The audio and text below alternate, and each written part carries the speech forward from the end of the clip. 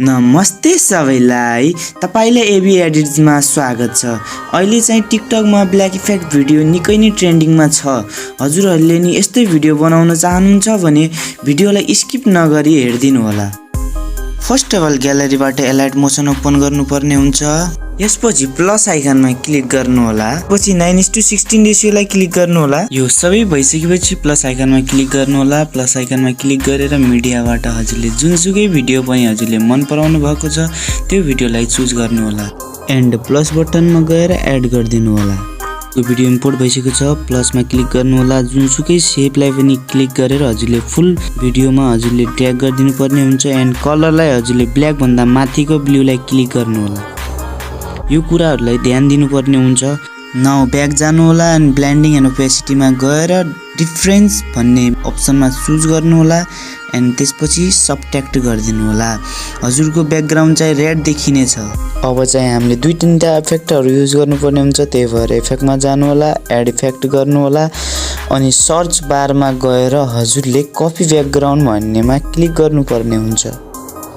त्यसपछि स्ट्यान्डर्ड सेटिङमा जानु होला एन्ड अझै ब्याक गरेर अझै एड इफेक्टमा जानु होला अनि त्यसपछि चाहिँ हजुरले अझै सर्च बारमा गएर गौसियन ब्लर भन्ने क्लिक गर्नुपर्ने हुन्छ। Same process and add effect गर्नु होला अझै एन्ड अगेन हजुरले सर्च बारमा गएर एक्सपोज एन्ड गामा सर्च गर्नुपर्ने हुन्छ एन्ड स्ट्यान्डर्ड सेटिङ गरिदिनु होला। सेम प्रोसेस हुनेछ सबैमा। नाउ एक्सपोजर एन्ड गामामा क्लिक गर्नु होला एन्ड त्यो गएर हामीले इफेक्टलाई म्यानेज गर्नुपर्ने हुन्छ।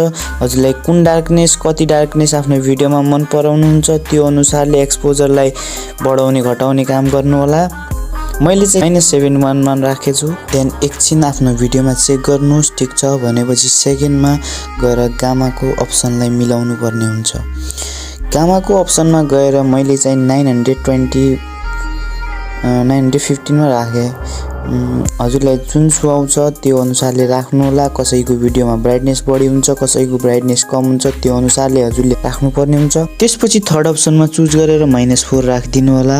Now it's time for second option Gaussian blur. Gaussian ब्लरमा गएर हजुरले जुनसुकै मन पराउनुहुन्छ, जुनसुकै यो इफेक्ट जुन हजुरकोमा सुहाउँछ त्यो राख्नु होला। मैले चाहिँ 305 मा राखे। यो सबै भइसकेपछि हजुरले ब्याक जानुपर्ने हुन्छ। त्यसपछि हजुरले भिडियोको अन्तिममा जानु होला एन्ड टपको सेकेन्ड अप्सनमा क्लिक गरिदिनु। यसले चाहिँ हजुरको फुल इफेक्ट हजुरको भिडियोमा लाग्नेछ एन्ड देन हजुरले एकछिन चेक गर्नु होला हजुरको भिडियो चाहिँ ठिक छ कि छैन भनेर।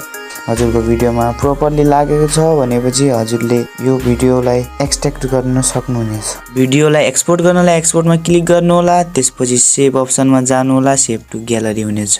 And if you like the video एक तो लाइक और शेयर ठोक दीजिए महाकाल का दबा के लाइक और शेयर ठोक दीजिए।